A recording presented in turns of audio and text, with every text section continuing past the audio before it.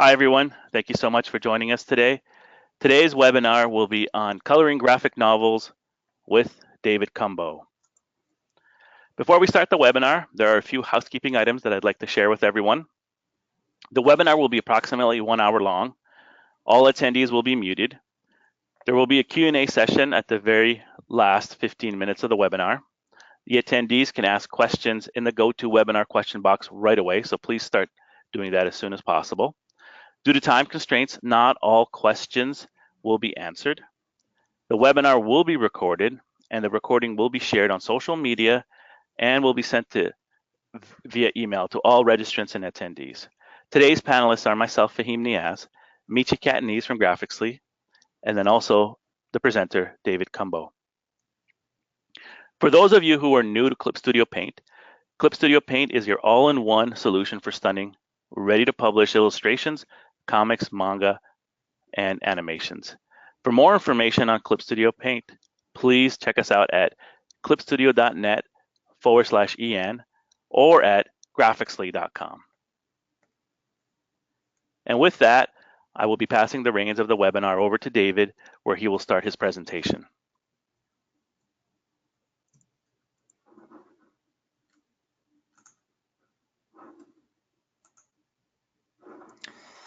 Hello, can you hear me? Yes, we can hear you clear. Great. Hi, everybody. Thanks for coming today. This is going to be a lot of fun. I am Dave, and I've got so much to share with you today. I don't even know if we're going to get to all of it, but anyway, I'm going to do everything I can to squeeze all this information into the roughly 45 minutes or so that I have to show you some art techniques that you can use in Clip Studio Paint. So because we don't have a lot of time, I'm going to jump right into it. But first, I want to give you a little bit of an intro about who I am. So I'm going to show you some of the work that I've done. First, I got started in video games and animation, and I work for a game studio called Insomniac Games in California. And then I left and formed a company focused on graphic novel production, and really increased my interest in storytelling, visual storytelling over time, and this was a great way to do it. So I started with a project called Dreamside, which is about a young girl named Sarah who has a form of pediatric cancer and sort of escapes into a fantasy world in an attempt to discover a sense of meaning in her difficult situation. So these are some illustrations from Dreamside. All of these were done in Clip Studio. And this is a fantasy character that visits Sarah and pulls her into the world of Dreamside. And that's a project that's going to be coming out in the future. The book 1 of 3 is actually finished, and we just had to jump ahead and work on another project first, and that is what I'm mostly going to focus on today, and that is art from my new graphic novel Yooka-Laylee and the Kracklestone. This is based on the video game Ukulele. It is a brand new story, and here are some samples of what the pages look like. So I'm going to show you today a little bit, as much as I can, about how I produce pages like this, and I thought to maybe focus mostly on the coloring, but I am going to take you through kind of all the stages. Just I'm not going to spend an awful lot of time in each one, but this will give you a look at what the pages actually look like from the book. And all right, so what I'm going to do is jump over to Clip Studio here, and I'm going to focus on one page in particular. So what I just showed you was a page. I'm just going to turn on all my layers here. So this page that you just saw in the previews. So this is mostly what I'm going to focus on today, and I'm going to show you how I draw Yuka, which is this green chameleon guy, and then I'm also going to show you how I draw a certain element within the background, and I use the same process. But there's so many stages to my coloring that I'm trying to kind of hone it in a little bit to make it a little less, let's say, daunting or confusing to people who might be just starting out or not really sure how to go about coloring. So this will give you hopefully a step-by-step process of how you can do it. So what I'm going to do is actually take you through the steps. And so I'm just going to start from scratch here. And I'm going to show you basically how I go through and color a character. Say, for example, this drawing right here of Laylee, for example, how I go through the various phases. And first, I'm just going to describe what's happening. Now, with with digital coloring, sometimes you really run into a problem where things can look a little bit, well, digital. So you want to try and give them as much of an organic look as possible. So let me actually just show you what the stages are that I go through with this character. The first thing, and the most obvious thing, is to do a sketch.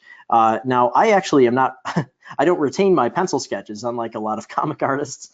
So once I get the pencil sketch in, I do tend to delete it, or I convert the pencil sketch into the line art. But this is what the line art looks like. And you'll notice that the line art itself is colored. I think for a lot of people, line art is, there are an awful lot of tutorials out there that demonstrate line art. You can produce line art on your own using pen and paper. You can scan it in, and you can use it as a foundation. But in this case, I have line art just on its own. You can see how it's got a transparent background. So I do just have the line art itself. Now, one thing that I do that I don't see an awful lot of comic artists do is I do complete my outlines. So you'll notice that I don't actually have any gaps. And one of the reasons I do that is to assist with my coloring style. So let me just turn on my flats layer. Actually, this is not a traditional flats layer in the sense that I have selectable flats, but what I'm doing is I'm putting my base colors on one layer.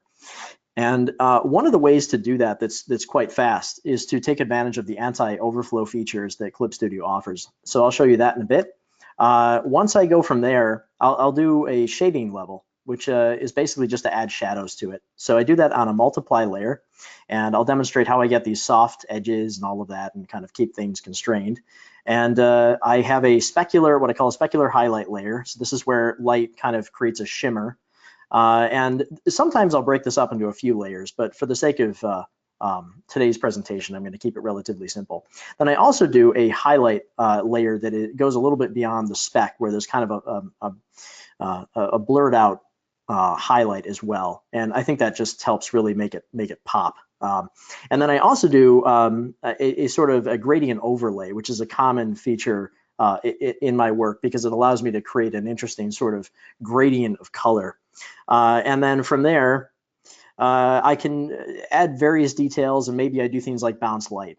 Okay, so let me actually just go right ahead, and I'll just start something from scratch here and demonstrate how I will actually assemble this. So for example, if I'm drawing Yuka, I've got a basic pencil brush here. I use the bleed pencil, which is, I don't believe this is included with the program, but you can find it within the store. So I'm just gonna rough out a really quick head for Yuka. I'm not gonna spend a lot of time on this because we don't have a lot of time today, but I've drawn so many Yukas that I pretty much know just what he looks like without having to look at a reference drawing.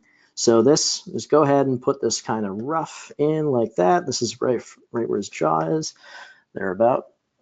Okay, and once I get this rough done, I'm gonna make a new layer. I'm gonna turn the transparency down, or the opacity down on the rough layer. This is gonna allow me to focus on the line art itself. So I use just a basic G pen. This is included with Clip Studio, so no worries about having access to these brushes. I am using the stabilization, and this is something that's extremely useful to assist with getting a very nice, elegant line without having to worry about a lot of jitter.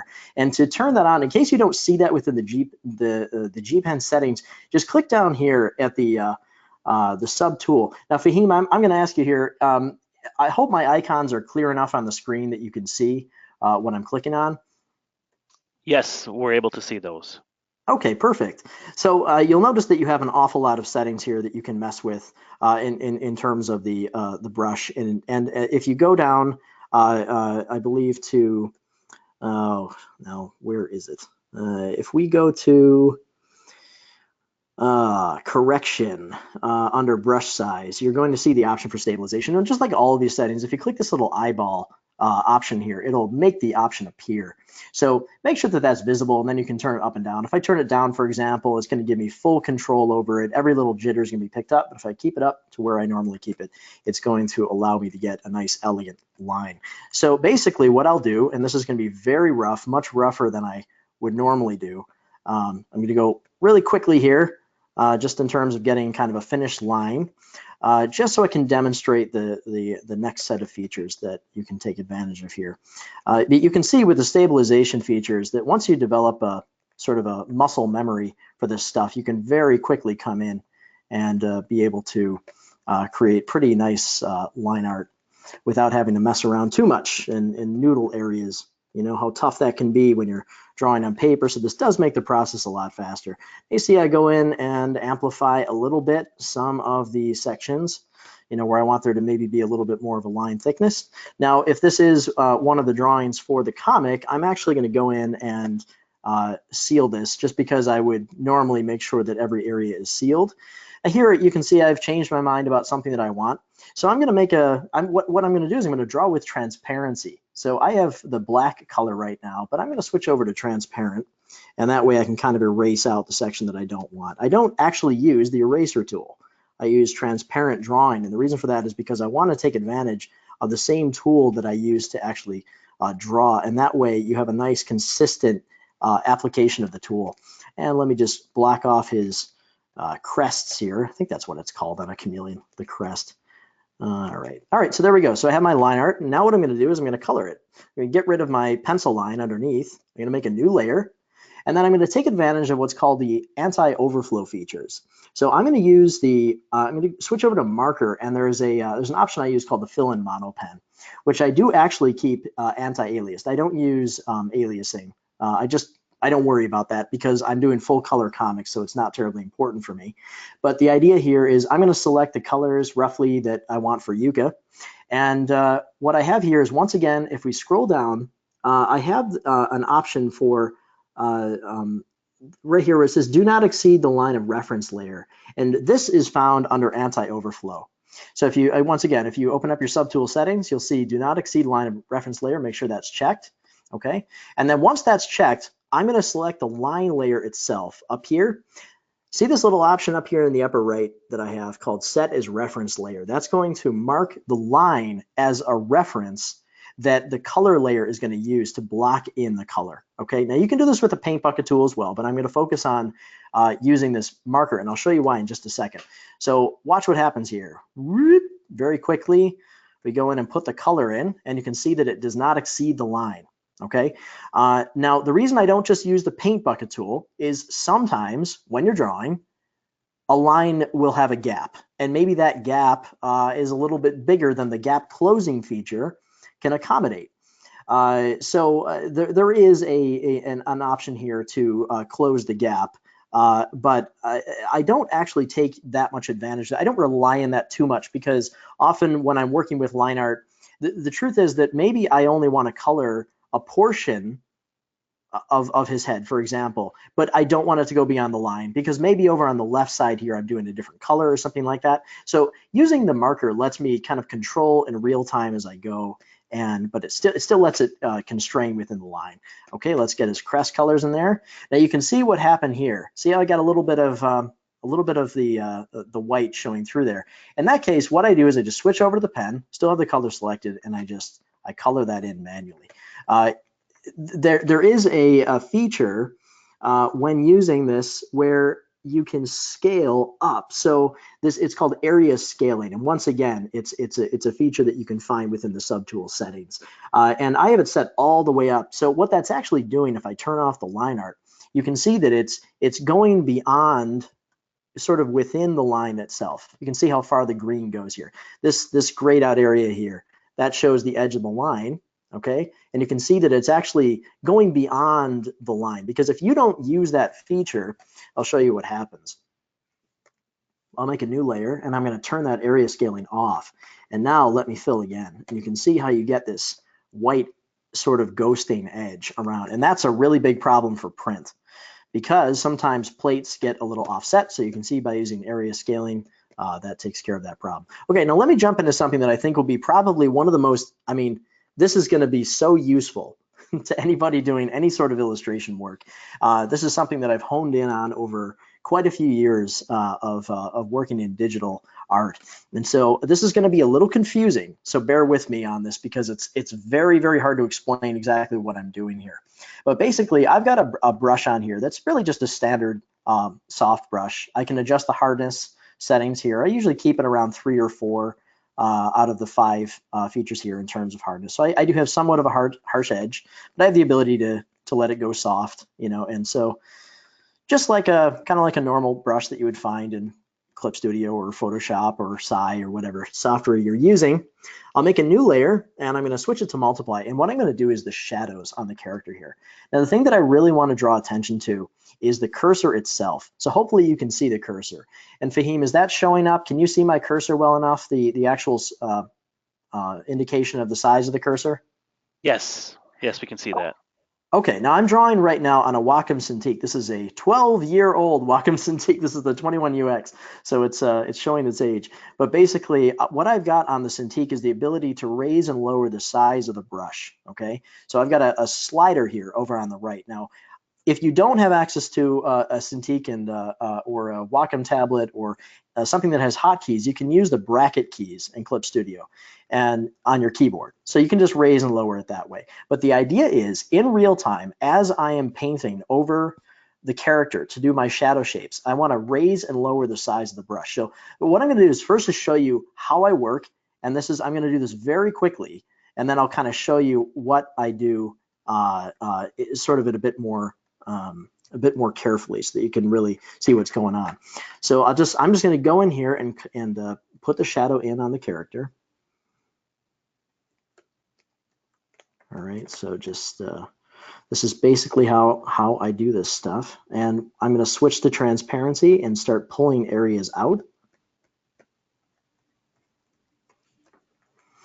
Okay, I'm going to switch over to the blurring tool. So under color mixing, I have this option blur. This is a brush that's included with the software. And once again, I'm going to raise and lower the size of the brush, and I'm going to be able to blur out areas. So we'll get a very soft shadow. And you can see I'm going over the lines here, but that's not important. And the reason is because, once again, because the line art is the reference layer, say for example, I switch over to the select, or I can just go back to my marker tool and then use the transparency to just clean up around the edge because it's using the line art as a reference. And I can also do that within the piece itself, right? So I can switch back and forth between my brush, okay? And you can see how I'm shrinking the brush down so I can get into a tighter area here, okay?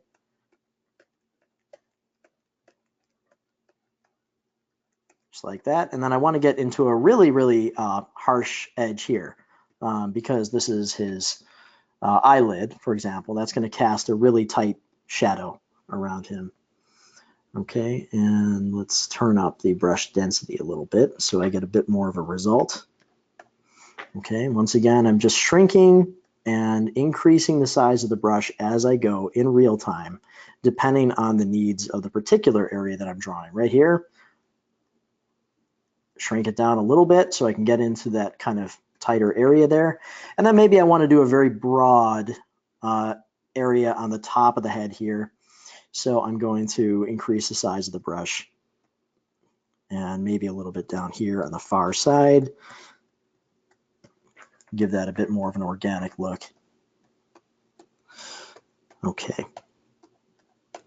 So without getting too detailed, this is basically how I paint in my shadows, which is easily the most time-consuming process of what I do. But I do think that this results in some really cool looking stuff. And it does give it a very, very illustrative quality that you often don't get this level of organic detail in comic coloring. But I think it's really cool if you can take the time and add this to your books, because it's gonna really make a big difference for the reader. Get a little bit of a harsh shadow, and you can see how I'm raising and lowering the size of the brush. I have to keep reminding what I'm doing there, because I've gotten so used to it. I kind of do it now without even really thinking about it. But you know, if you practice a lot, you'll adapt the same sort of. You kind of lose yourself in what you're doing, and you don't really have to even think too hard about it. So that's basically how that works. Now, one of the things I want to show you is how I do bounced light. Actually, let me just clean up that outer shadow here first. Okay, I'm going to show you how I do something called bounce light. So basically, let's just imagine that this is a sunny scene, and maybe there's maybe he's standing over a pool of water or something that's reflecting a bright kind of blue light back up. What I'm basically doing is painting the inverse of what I'm doing right here, in the same way that I just painted the shadow. So I'm going to switch over to the same brush. I'm not using a special brush or anything like that. Maybe I'll do kind of a aquamarine color, okay? And I'm gonna create a new layer here that is a screen layer. And now, since this is going over the multiply layer, it's gonna add color to it. And I'm just gonna go ahead and soften the brush. And now I'm gonna get the underside of things. So this is thinking about light that's shining upward. So it's kind of the opposite of the main light source. This is what bounce light really is. If you can see this very simply, like if you were to go into a very brightly lit room, or maybe out in a sunny day, if you hold your hand over something, then you'll see a little bit of the ground reflect up on your hand. So bounce light is one of those things I like to exaggerate a little bit, and try and get as much of an effect as I can to just create a very realistic sort of illumination, kind of environmental illumination. This might sound a little bit like overkill, and of course sometimes I do this for bigger drawings that aren't quite as detailed. Maybe as things get a little smaller, I won't do it as much, but that's basically how that works. Okay, so I'm just gonna go ahead and get the rest of him. So maybe that's good for the bounce light. Okay, and you know what? Why don't I just color in these the rest of these areas on him as well, just so we can see what's going to happen now. And maybe give him his blue eyes and white at the eye there too. Turn those back on. There we go. So you can see how you can go back and forth and adjust things as necessary. Okay, I want to show you something that I call ambient occlusion. Ambient occlusion is an extremely cool effect if done right. What ambient occlusion basically is it's a CG term, really. It doesn't actually apply to traditional art, but it's something that I'm used to doing in a 3D space. And the idea with ambient occlusion is it's sort of an additive shadow where objects that get close together gain a little bit of extra shadow. Just like if you imagine the corner of a room, the corner of the room will be darker. Just the way that the light can't really get into that crevice as tightly, okay? And so I do try to indicate that as much as I can, and often I'll do this on the multiply layer, but I'm just gonna do this on a separate layer just so that you can see what's happening here. I might not use quite as dark of a shadow here, but the idea is anywhere that I have an intersection, that I'm basically going to add in something that kind of goes over the line, just adds a little bit of extra realism to the piece by having this sort of increased shadow in the crevices, so maybe like down here.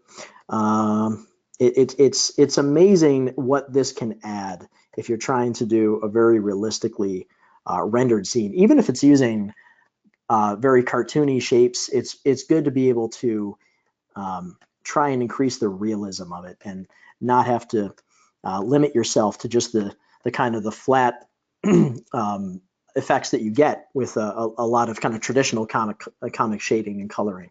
If you just try and do something that goes a little bit beyond, you can get a really stunning result. So you can see just by doing a quick little thing there, that added a hint of additional realism to the coloring.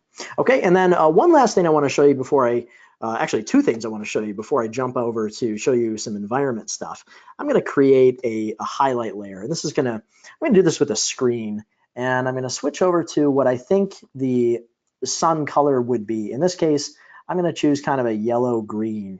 And I'm going to switch the brush to a harder setting, maybe around there. No, one more. And I'll turn the density way down. Okay, so what we're going to do here is kind of just like I did the opposite for bounce light. I'm going to go back to the orientation that the sun is shining down. And once again, I'm going to increase and decrease the size of the brush here to create kind of hard little points. This is a case where I actually want to have some kind of sharper lines. Because that highlight is we're gonna be able to indicate the texture of the object itself, which his skin is not quite the same texture as his eyeball. The eyeball and skin are not quite the same texture as, say, the grass beneath him, right? So there's kind of a little bit of a hint of maybe perspiration on the skin, and so I can get a little harsh with the highlights here because we want to indicate that make it look a little shiny, basically. And so that's what this layer will accomplish. So again, I don't want to spend a lot of time on it, but that gives you an idea of how the highlight will work. And then one last thing I want to show you is how I color the lines. Now, if you look up in the Layers tab, you'll see an option up here called Lock Transparent Pixel. If I'm on the line layer, I can click that. And what that's going to do is it's going to ensure that anything that I do to this layer is going to limit its application to the line itself. So I'm going to go ahead and choose a color that's similar to the fill color for any particular area. In this case, this green color. I'm going to go very dark with it, and I'm going to switch over to the pen because I want to have a very definitive application of this color. Maybe that's a little bit dark. And what I'll do is I'll just go over the whole thing really very, very quickly with one color because there's no sense wasting time just kind of doing it piecemeal when basically I'll pick the color that is going to mostly be used, and then I can go in and do each individual area. This is a time-consuming process, let me tell you. But I think the end result is worth it. Because when you do this throughout a whole page, it creates a very beautiful effect. Even things like the eye, I'll go in and just make sure that we're choosing a color that's appropriate for that. Here, you can see how the line's getting lost. So I want to make sure that I choose a darker green color for this, because this is kind of in shadow here. All right, again, I'm being rougher, a little bit rougher than I would normally be just because we're low on time. But anyway, there you go. That's pretty much how it's done. And there are some additional things that I can do, like add shadow to the eyes, just indicate where there are going to be highlights and that sort of thing. And this is just a real quick application of that. Maybe I'll go on top of everything, make a new layer. Maybe I'll use maybe I'll put a little highlight on the eye like this. Turn up the hardness and the density so we get more of an application, get a few little shimmers here and there. So this is the way that you can just kind of polish things as you go. So all right, there you go. That's pretty much how it's done. So I do that, but I do it with everything. So let me demonstrate some environment work now, so you can see how I apply this same technique to the background. And what I want to do is focus on the tree here itself. Fahim, can you tell me roughly how we're doing on time? We're good. We have plenty of time, solid 15 minutes. Oh, good. We have 15 minutes left, you mean? Correct, yes. Perfect. That is perfect timing. Okay. All right. So what I'm going to do is I'm going to turn off all these layers here, with the exception of the line art. Now, in this page, I've actually already colored the line, so you can see how it really is a complicated, time-consuming process to do. But once again, I think it's worth it. So let's go ahead and focus on this tree. So I'm going to color this basically how I would if this was from scratch, and we'll just take up the rest of the time that we have here for me to demonstrate and show you how this is actually done. So what I'm going to do is I'm going to go ahead and just redo the steps that I just demonstrated to you, but now we're going to do it to a background object. What's kind of cool about this is I'll be able to focus a little bit more on that ambient occlusion effect, which is something that becomes a bigger presence in the background. Okay, so the first thing I'm going to do is put my flats in, and in this case, I'm actually going to use flats. So I'll switch back over to my marker. Once again, my line art is selected as the reference layer. In case you forgot, it's this button up here, set as reference layer.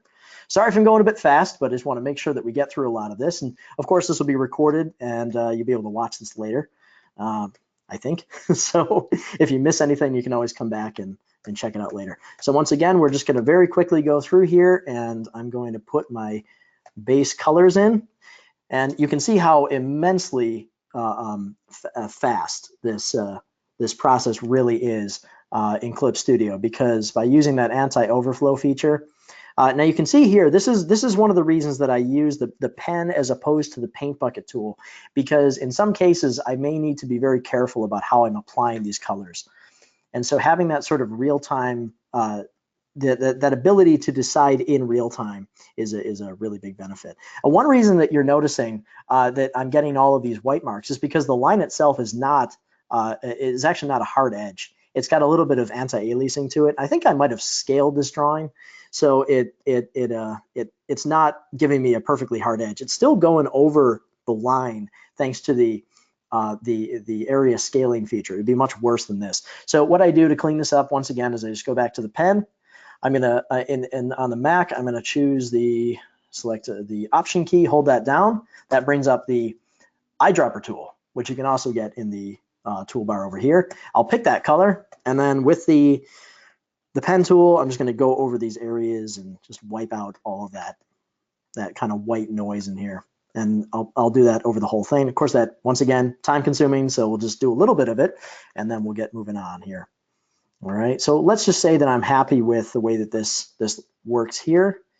So I'm gonna go to the next step, which is to add shadow.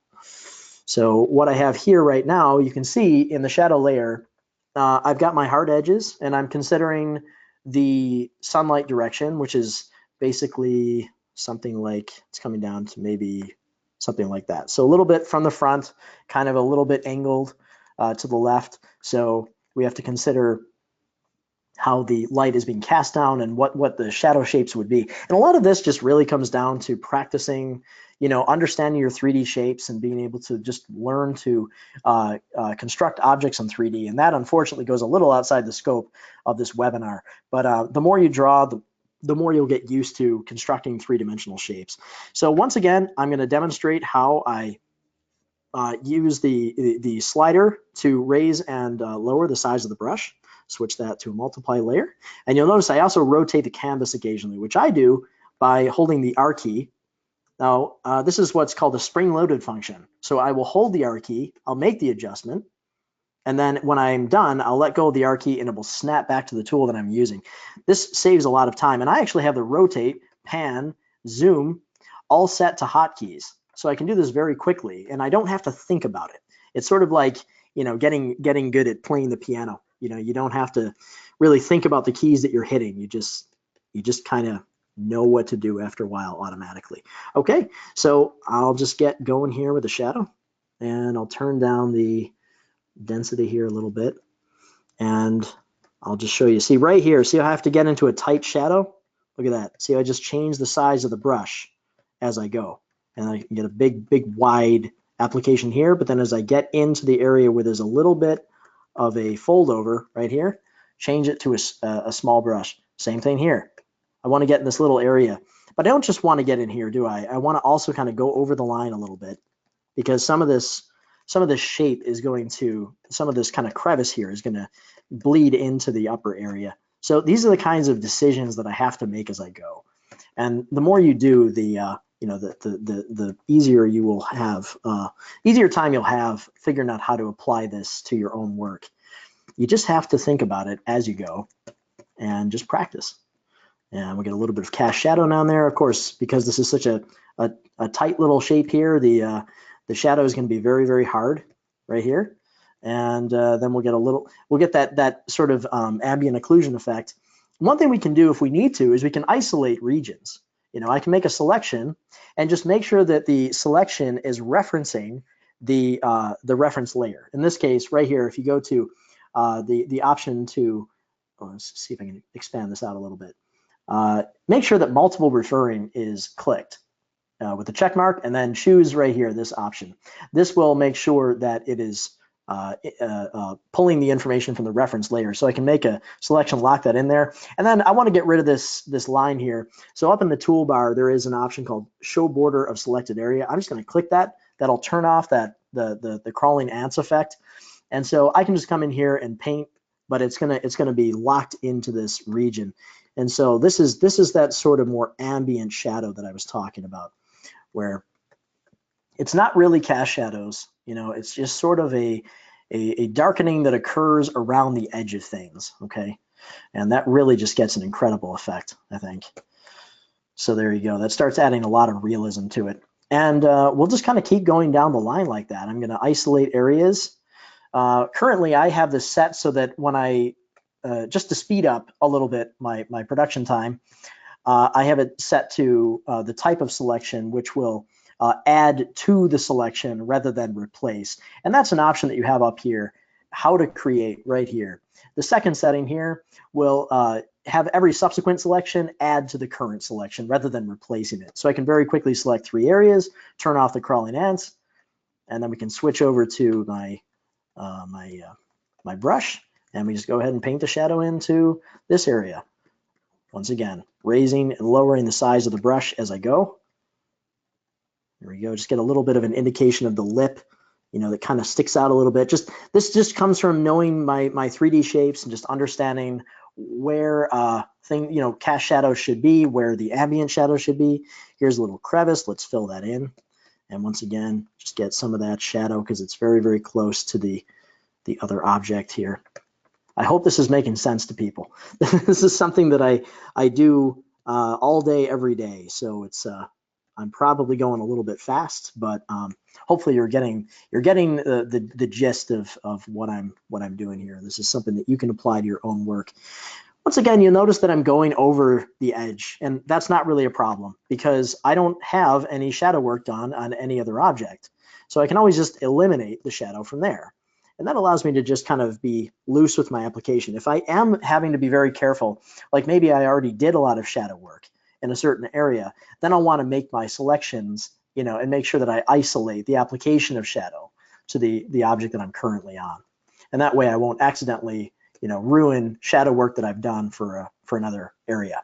Okay, so something else that I'm going to do here, as I showed you before, is the highlight. Highlight's very important because in this case, because it gives you an idea of the texture of the tree. It gives it sort of a bit of a shiny look, which is kind of what I'm going for. In this project in particular, I'm trying to get kind of a toy-like effect with a lot of things. So making things look almost like they're a little bit, maybe even kind of plastic or like a shiny wood or that sort of thing, like a polished wood is an intentional effect.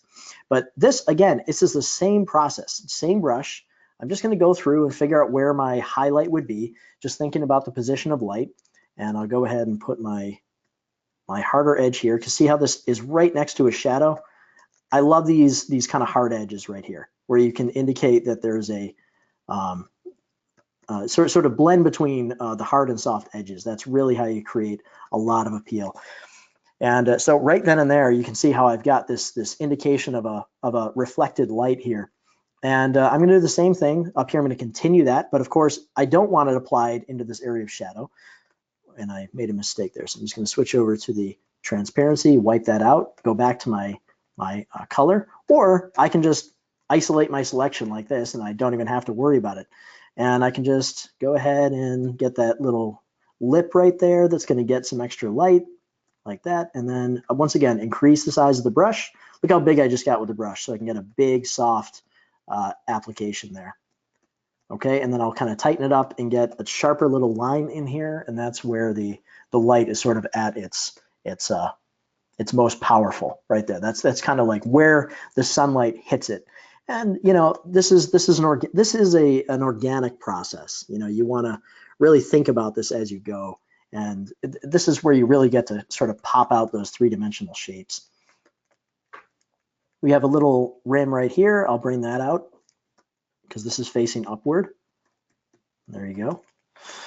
And different objects, of course, have different textures. So you want to think about that. Maybe there are some areas that are a bit more, they're shinier than others. And, I can indicate that maybe by increasing the density and maybe turning the brightness up a little bit on the color. So we can get a really kind of a sharper highlight here. And this is going to make this object look a little bit shinier.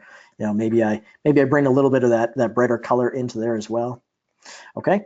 All right. And one other thing I feel like I should cover here is the gradient overlays. So gradient overlays are ways that you can amplify colors a little bit beyond what your base colors are without having to necessarily adjust the actual base color layer.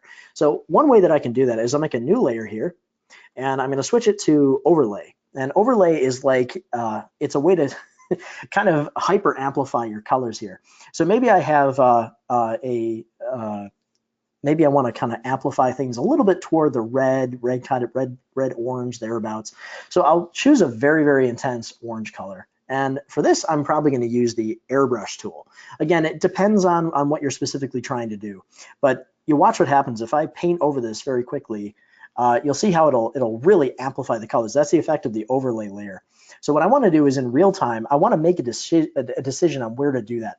Now, one thing in a very bright light that you're going to get is when color bounces up, you're going to get some of that color is actually going to amplify because the color bounces back and forth. So as light hits this tree, the trunk here, it's going to bounce up and it's going to bring some of that color with it. So a very good place to amplify colors is on the underside of things, or where there is a sort of a tight concentration of color. And that's where you get that. It's a sort of similar to the ambient occlusion effect. In crevices like this is a great place to amplify the colors, because you're going to find that it's going to give it a really realistic effect. Now, I exaggerate this heavily in my work because I like to use really vivid colors. And of course, you can do this to your heart's content. If you want to, bring out the highlight section, you can maybe switch over to a yellow, and we can just pop out that that highlight section. Maybe you want to move the area that's in shadow actually toward a green or a blue color. And so I'll actually paint over that with a greenish blue color. And once again, raise and lower the size of the brush. That's the trick. I'll switch to a softer brush for this. So you can see how you can imagine how you can do that over the entire piece, and you can really get a wonderful effect. Okay, so that's pretty much it. And when we switch back over, I'm going to turn back on my normal layers here. I'm going to try and make sure I'm selecting the right layers so you can see what the end result would be. There's this is another type of gradient. Same thing I just showed you, but I'm actually using the gradient tool. I'll just switch this over to a normal layer so you can see what this looks like. So here's this is how I do it, a simple gradient to bring attention to certain areas. In this case, I want Yooka and Laylee to be in highlight right here. So I bring the hottest color toward them. And I also do this on a panel by panel basis. That's just an effect that I do to try and add a little bit of oomph to the panels. You can see if I turn it on and off here, that's the effect. Here's a little highlight that I have around the book. So as you need these things, sometimes you'll think of things to add to the page that really you don't want to combine them with other layers, and that's it's important to be able to do that without messing up the work that you've already done. That's why I use so many layers. Okay, and then yeah, the rest of it really just comes down to polishing, and you can see here how I've done something like here on the flowers. Let me see if I got this on a separate layer. All right, so on what I had as the flats layer, I just eventually collapsed it all because I didn't need to make selections anymore. You can see how I've done a bit of a gradient. I've got a red color around the tips of the petals on this flower, and I've got kind of a purplish color in the center. So that just, once again, it just adds a little bit of extra oomph to it and makes it really, really beautiful. Okay, so that's about it. So what do you think, Fahim? Where are we in terms of time? We're good. I think we're at that point where we can start asking you some questions, and I believe Michi's preparing questions, and she will get on shortly and start asking you those questions. Okay, I'm perfect. here, and I do have questions. We have a lot of questions for you, so we'll try and get to as many as we can. Kind of going back to the first image that you were working on with the shading, we have a few questions about that. First person asks, are all of your layers vector layers? No, I almost never use vector layers. Vector is really just something that I would do if I needed to have a resolution independent, say a logo or something like that. But no, I don't use vector layers. Everything's raster. Okay, great. Where did you get the brush you use for shading and shadows? How did you change the brush size without clicking the program? So I assume they're talking about the brush that I'm using here, that I use for shadows and that such. I don't know. Before this, I was telling Fahim that is inevitably a question that we're going to get. I don't know. I got this from the Clip Studio database, and I'm going to try and find out what it is. Unfortunately, I don't know what this says because I can't read this. So we're going to have to get that information. And so what I would do is follow up with me. I'll on my social media, I'll mention this brush, and we'll try and see if we can find out where it is. But this is just me messing around with the database and finding an available brush. And in general, it's actually very similar to the standard oil paint brush. It just has some different settings that I think are kind of ideal because of the way it blends colors together. So it does very effectively blend, which I like a lot. So you can get a really nice gradient. So we'll get that information, and you'll be able to follow up with us and find out what brush that is. Great. Yeah, and your social media is on our website, and I believe you'll be showing it at the end too for people who want to find out where to get a hold of you. Right. So, okay. Next question, for your shading technique, why grayscale as opposed to darker or lighter color? Oh, that's a great question. The reason for that is because I want to control how many effects that I have on the color. If I have a shadow that is a shadow or highlight that is taking the color from the base, it can sometimes go a little too far, and you can end up with a really gaudy effect. The nice thing about using a grayscale shadow is that it doesn't manipulate or change the color in any way, and that allows me to modify the color without being too confused about what layer is actually affecting the color. So like, well, give you a simple example of that. If I were to switch over to here, and let's just pull up this shadow, I'm going to lock transparency in the shadow, and I'm going to change it to a color. So let's just say that I go with that mid-range, and let's say it's blue, and whoops, not the right layer. And let's lock this layer, fill. So what I just did is Option Delete. That is a fill. You can also go up to Edit Fill like that. You can see what happened there is it's actually changing the shadow to a blue color. And of course you could do this with any particular color you wanted, but because of the amplification that this does to the colors already on there, I end up losing control. So I get very confused very easily. I'm an artist, so I need to make sure that I keep things as organized and clean as possible. Okay. Okay, great. Next question, any tips on choosing which colors to use, especially when you do a very colorful piece? Choosing which colors, well, this is one of the kind of the sneaky secrets about color theory. I've never been a big advocate of color theory, traditionally speaking, because I think a lot of what people actually need when they're worrying about color theory is actually value. Okay, and the reason that color, basically, you can use any colors you want in any combination. And still have a very readable piece as long as the values work. So a simple way to demonstrate that is I'm just going to flatten this image here, and I'm going to bring up Command U. That will bring up my hue saturation settings, and I'm going to drag the saturation slider all the way down.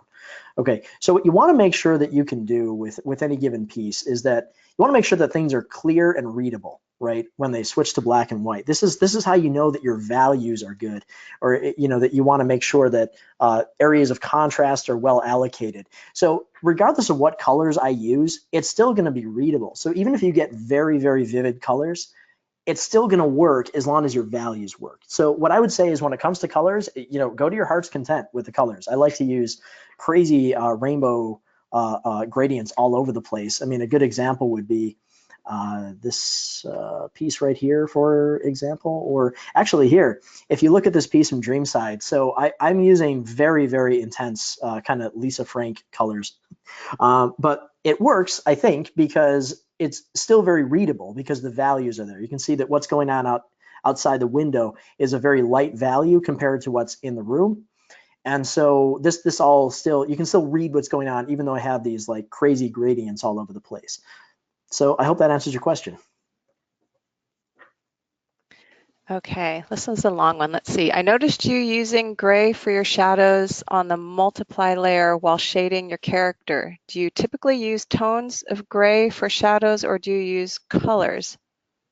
I think you kind of answered that already, but yeah, that's what I always use gray, and there's almost never a case where I use color.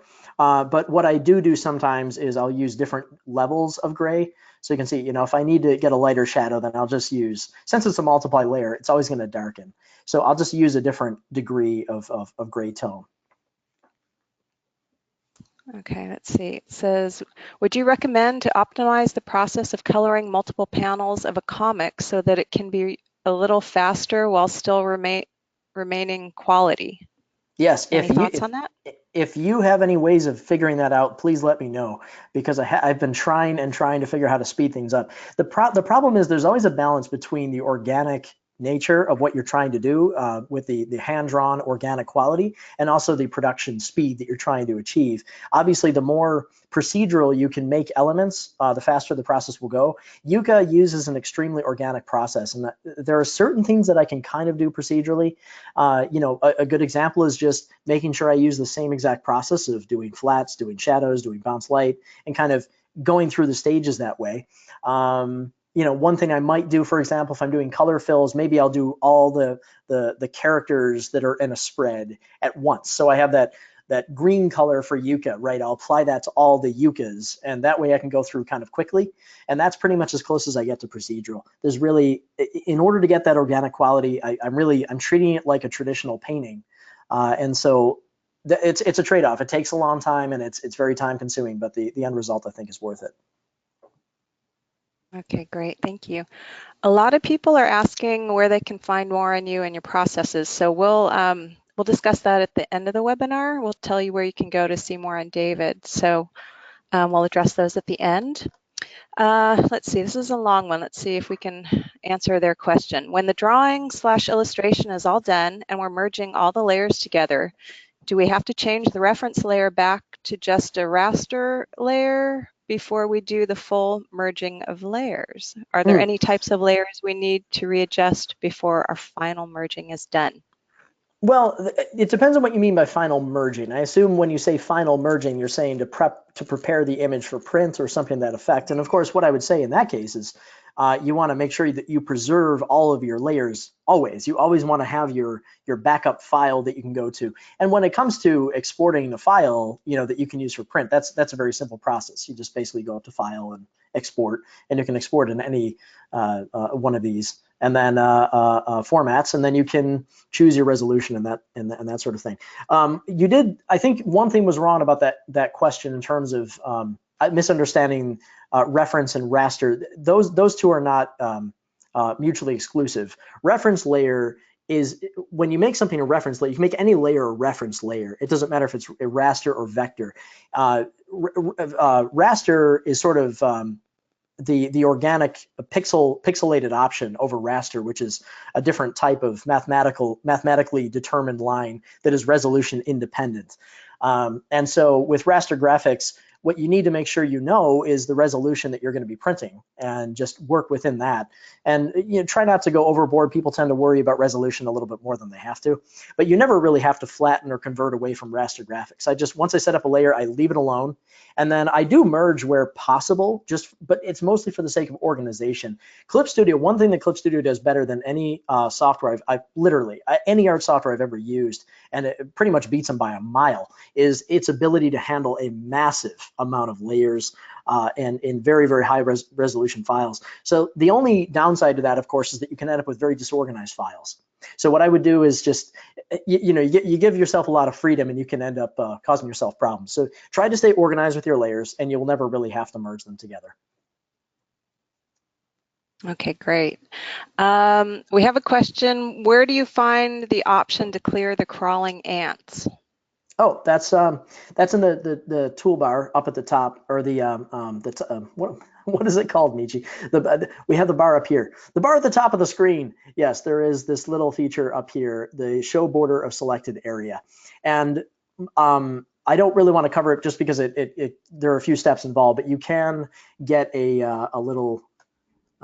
Basically, if I make a selection, right, you get this launcher right here that has often used features. You can adjust the settings for that by clicking the rightmost option within the selection launcher, which again, you only get once you've made a selection, and then you can choose to add whatever features you want to it. So it can go way outside this. For example, maybe I want to clear an area, so I can make my selection. Here's the clear, so that will clear the detail that's on that particular layer. Clip Studio also lets you select multiple layers at once, and you can do everything. You can apply that clear, for example, to every single layer at the same time. This is extremely useful. This is another fantastic feature with Clip Studio. Same thing goes with scaling. You can scale the material within multiple layers at the same time, which, as far as I know, you cannot do in other programs. At least not Photoshop. I don't think you can. I think you have to do that layer by layer, or put them in a folder. I don't really know. Anyway, not to get off the beaten path, but here I think that's what the question involved. Okay. Someone would like to know if you use the speech bubble tool in Clip Studio Paint, or do you create them manually? I create them manually just because in this particular project I have organic bubbles that are kind of, they're drawn just like every other element. And there are some great tools. You can sort of use some elements of the speech bubbles, and just to be honest, I haven't really used it much, but this is what my text section looks like here. So I actually have, I'll just go through this. I've got the line itself, which I do just like every other element. I have the text, which I retain this, the ability to edit, because since I work independently with these books, I do edit as I go, and sometimes I'll change text even later on within a production. I have a fill here, and I also have sort of a shadow that goes underneath the bubbles, and that helps it blend with the comic page, because one of the things that I find that is often a weird thing about comics is when word bubbles do not match aesthetically with the art behind it. So I like to make sure that the bubbles look like they belong as part of the art as well. So yeah, I do hand draw them. Okay, thank you. We have a couple questions regarding your backgrounds. I know that's probably not a short answer, but if you could maybe just touch on it. So any tips on drawing backgrounds? How do you decide, excuse me, what to draw, and how do you fill in the background? Yeah, that is a complicated question, just because there's so many possible answers to that. What I would say in general is everything is determined by the story needs. So if you take it in steps, and you remember to prioritize and balance things well. So as you're writing your story, think about what the stories that you're trying to tell, and don't even worry about the art at that point. And of course, this is assuming that you are writing the story and you're not exclusively the artist on one. But if you are creating your own story, just write what works. Write what works for the story, and that's a totally different thing in terms of writing. But you do need to think about the storytelling within the visuals. So a good example is with this page, I have to know. Just as importantly, what I'm trying to convey within this image, I have to know what I'm trying to convey in the adjacent images. So what happened before this, what is happening after this. And this is a moment in the book where the characters have, they've basically jumped through this book, and that's like a portal into a fantasy world.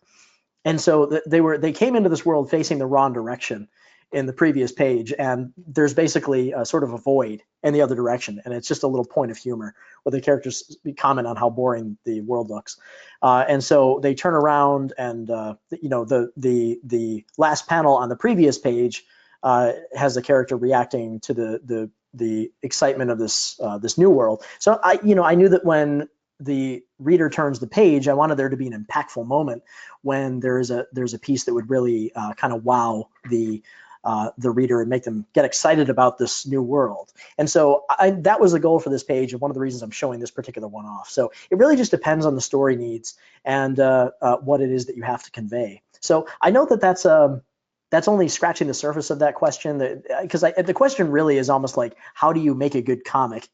So it's definitely a very open question that you kind of just have to practice over time.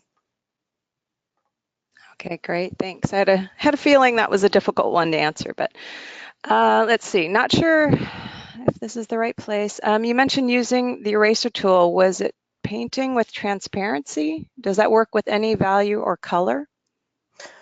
Painting with transparency. Now, you're asking, I assume the person is asking that if you move to transparency sorry. Well, I think you showed when you were drawing Yooka-Laylee that you were using transparency instead of the eraser tool. I think that's what you said. Yeah. Yeah, it's I guess they're useful. Well, okay. I think I know what they're asking is essentially when you're painting with the transparency. The reason that I like that is if I switch over to the eraser right now, for example, I have different settings for the eraser tool than my brush, right? So this is one of the common pitfalls of digital art is that that I see is when you use too many different tools, you can end up with kind of a weird hodgepodge of different kind of stylistic approaches to elements within the page, and you kind of lose that that harmony. So the reason that I like to use transparency is that I'm actually using the same exact settings as the brush. I'm just painting with transparency. So like, let's say I had to pick out an area here where there was a bit more shadow. Maybe these leaves were in the sunlight as well. You know, I can just paint out that shadow in the same way, and it'll stylistically match. Now, if you want to have different degrees of application, again, you just adjust the settings, like how vividly is it affecting the shadow. It's all going to be based in this case on pressure sensitivity and the brush density, and that's pretty much how I am affecting that. So there you go. Okay, great. So we are at 1 hour, but we do have a few more questions. So if it's okay with you guys, we'll keep going for a couple more minutes. Sure. Okay, let's see. With bounced light layers, how do you choose which color to use for the reflected light? Well, that's really a choice that you have to make creatively. But if you want to go the realism route, like here on the underside of the flower, you can see I've got a little bit of kind of a yellowish greenish color. That's because it's reflecting the grass. So because it's pulling the color of adjacent areas when I do bounce light. You know, it's not used everywhere. Like right here on the underside, I've got a little bit here, and that's just pulling the exact same color up. You have to be very careful doing this though, because you don't want to destroy your values. You know, if something's in the a shadow area, then it should be value-wise, it should be darker. But with the bounce light, you can bring it up so high that you can kill your values. But you know, that's part of creating a sort of global illumination. So just bear in mind the adjacent colors, and that's generally what happens when colors bounce. Okay, we've had a few people ask this. So where did you go to school, or did you go to school? Well, I did go to school. I did go to an art school. However, I went to an art school focused on computer animation, which is actually no longer around, unfortunately. And so, but you know, in terms of my education, it was focused purely on computer animation, and I did not really get that much of illustration and tutorials and classes. And the reason that I bring that up is because most of what I've learned in terms of drawing is stuff that I've learned by actually just doing work, which is the best way to learn.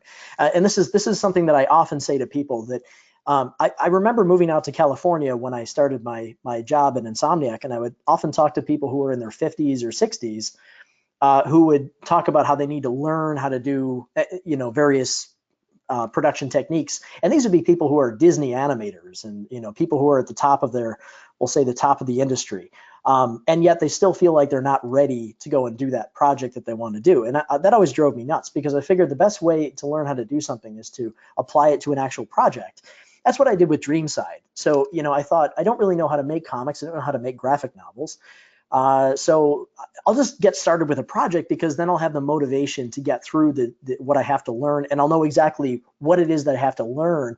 That way I'm not learning forever, because, you know, artists notoriously want to learn forever. I mean, it's a common phrase that we say, where, oh, we're always learning, and then, you know, you can be 80 years old and be worried about dying before you do your you've learned your whole life, great, but, you know, why not apply it to something right away, and then you can learn as you go. So that's something I would strongly advise you to do, is just get started with a project, and you will learn about the techniques that you need. And you don't really need to go to an art school to do that. You just have to do it. It's a practice-based thing.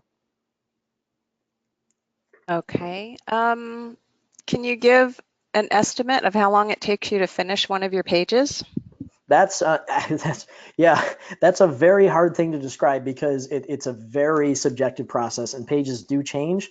You know, I've had, what I can do is give you a range. I've had pages that take a half a day. I've had pages that take 7 days. So it really depends on what's involved with the page. This page in particular is one that actually took me quite a long time to produce. And part of that was because I was going through and modifying the style of it. And this also was a defining page of the of this region, which I was kind of reworking all the way up to finishing the page. So there were a lot of edits along the way. And that's another reason it's difficult to describe that, is that oftentimes I'll go back to pages that are already finished and I will edit them because maybe I've stylistically altered the aesthetics of that region. Just changes have to be made. So I really can't give a good answer to that. I'm sorry. Problem. We're getting to the end here. We have a few questions that are just too long to try and answer. Let me see if I can find one more. What was your starting point or inspiration for your books? Well, that depends on the project. Dreamside, Yeah. Dreamside was one, actually, if you can believe it. I wrote this story a long, long time ago. When I was in college, I actually used to volunteer at a children's hospital. And at the children's hospital, I was in the child life department. It was something I could do while I was in college and I was learning to draw. And I thought that would be kind of a fun thing, is to go and draw with kids that were in the hospital. And while in there, I noticed that there were some kids that were in there for a long period of time. I was there for, I think, about a 6-month period. And I do remember one girl in particular who was there every week. And so I don't know if she basically just lived in the hospital or not, but that was an inspiring concept to me. And I wondered what it would be like to kind of live in the hospital and want to escape, because it really is kind of I don't want to call it an oppressive space, but it is definitely a sort of a life-altering experience to be in the hospital, even just for a few days. So to kind of be there long term, I thought that's a very potent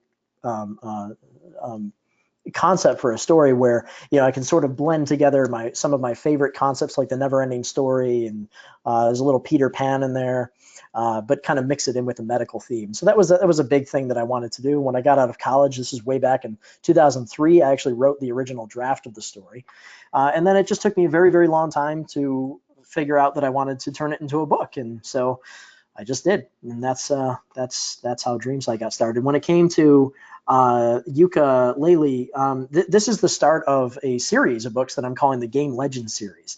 And what it is I come from games. I love games, and there's so many great games made today. Amazing characters, amazing worlds. And I worked in storytelling at Insomniac. Part of my job, the major portion of my job, was in storytelling elements within the game, whether they be cinematic sequences that you'd see as movies, or that they were interactive segments. But I was always focused on characters and storytelling, and so I got to work with all these great interactive elements. But I thought, one thing that's kind of neat is one thing I always loved as a kid is when I would see a comic made of a game that I really enjoyed. And I thought there's a lot of opportunity, because within a game, you don't really have the same kind of storytelling methodology as you do within a book. And so they kind of work in harmony together. And so this is an opportunity for me to expand on concepts within games and turn them into graphic novels that I think will sit right up against the games on which they're based. And that's really the inspiration for it. Yooka-Laylee in particular is a game. Well, first of all, I love the game, and I really, really love the team. This is a team that created a lot of games I loved as a kid, and so it was a pleasure and an honor to work with this property. And so I've just done everything I can to try and bring out what I loved about the game, and I thought this is just a great opportunity. And of course, now I am talking to more studios about adapting more games, and Yooka-Laylee is the first project in that lineup. Right, okay. And the last question we have for you is regarding your Kickstarter campaign that you did for this Yooka-Laylee book. It was very successful. So any tips on artists out there that may want to do a Kickstarter campaign on their own, and how you were able to have such success with it? That would be great. Mm-hmm. Yeah, well, that's kind of a multifaceted question. There are a few things. What I would say is kind of the general response to that is consider what your main goals are. And that's an answer that I give to just about everything, is just understand your goals and focus on what's important to you and what's not important to you. There really is, there's never really, I find, a perfect solution for anything. The reason Yooka-Laylee as a Kickstarter would not have happened if it wasn't for some negative experiences that I had trying to get Dreamside out there. So I did have this original project called Dreamside, which if anyone has tried to make their original concept and put it out there, you'll find it's very, very difficult to get people to look at it, just even to see it or react to it. And I would say for maybe the first couple of years that I had presented anything from Dreamside, it took so much work just to get a few views on anything that I created. And so I was able to interest a few publishers, but what I heard from them in general was that I would probably only sell about 500 books or so in the first year, which if you know about how little you can actually make through book sales, is really not a living by any stretch of the imagination.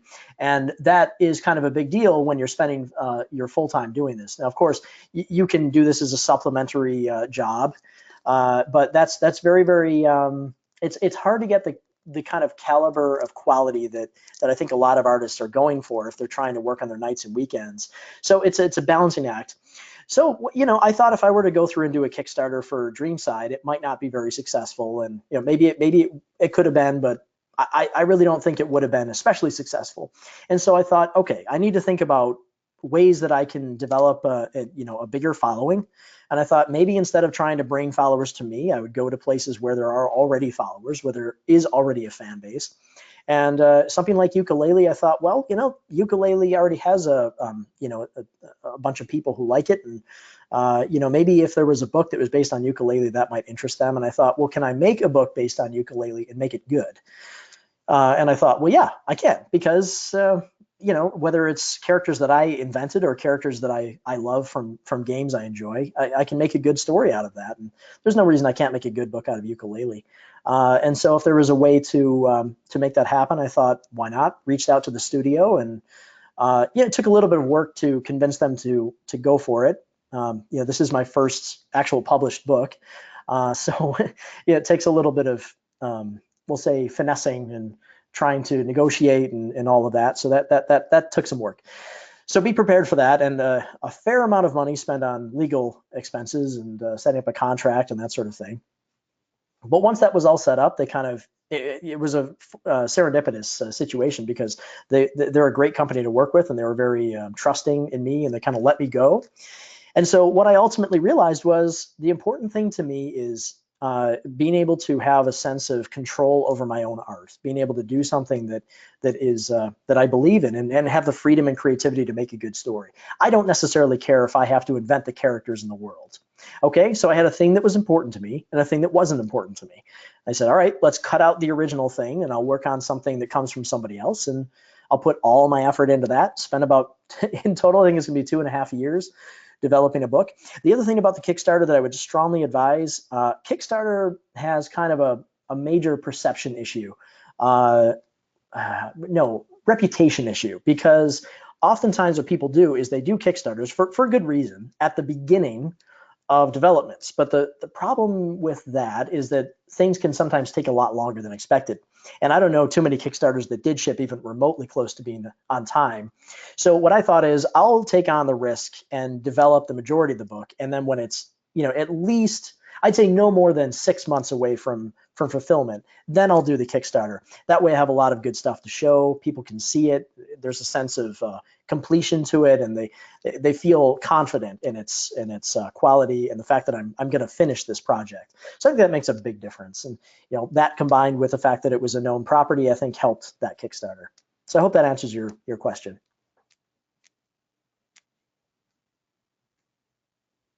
Okay, great. So that's it. Fahim, do you want to take the reins and wrap up? Absolutely. Let's do that. I'm going to share my screen now. All right, perfect. David, thank you so much for your time. We really appreciate it. I hope everyone gets a chance to check out David's website. It's available on the screen that you're looking at right now, dreamprismpress.com/store. Check out his Yooka-Laylee book. If you're interested in pre-ordering and purchasing it, that's a great place to do it. Yeah, Fahim, if you don't mind me just jumping in on that, just so people know that the address on the screen, dreamprisoncpress.com/books is that does go to my website, but if you go to dreamprisonpress.com/store, it is going to take you to the backer kit store for the book, which is in a pre-order state right now. I am collecting pre-orders probably until the end of June, and that will get people in on this first printing, which is a collector's edition hardcover. So until the end of June, that will be available, and then I'm going to close orders on that.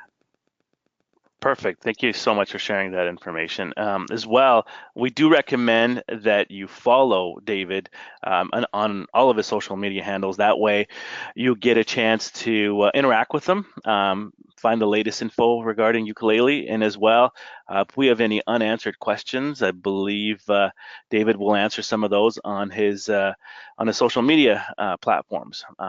And so hopefully that'll be a great way to engage and interact with them. Mm-hmm. And one last note I want to make: if you do go to dreamprisonpress.com and you want to be first notified about any upcoming details of future projects, I do let people know in my mailing list first. So go ahead and hit that, add your email to the little subscribe box on the homepage, and you'll be part of the cool list of people who get great details of upcoming Dream Prison projects. Perfect. Thank you so much, David. Once again, thank you so much for your time, David, for going through your beloved project. We look forward to it and seeing it in its finality as well. For all of you who have taken the time to join us today, thank you so much. Thank you to Michi. For more information on Clip Studio Paint, please go to clipstudio.net/en, as well as at graphixly.com. And with that, thank you, everyone, and we'll see you next time. Thanks, everybody. I appreciate it. Take care.